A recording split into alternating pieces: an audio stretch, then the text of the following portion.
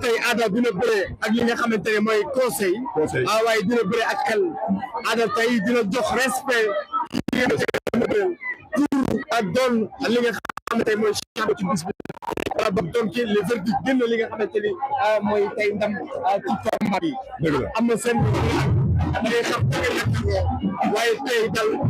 waaye lépp ak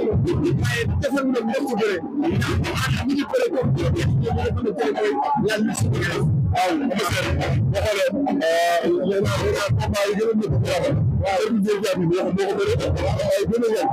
yéen a biri bëre fi mu ne la ci waaye fi mu ne la ci waaye di ngeen dem ak ñi nga xam ne mooy yéen a yàgg fi mu ne la ci donc bëre ba Dakar sànni bëre bu daal donc am na seen boo xamante ne yaakaar naa ne ñu daan ñëpp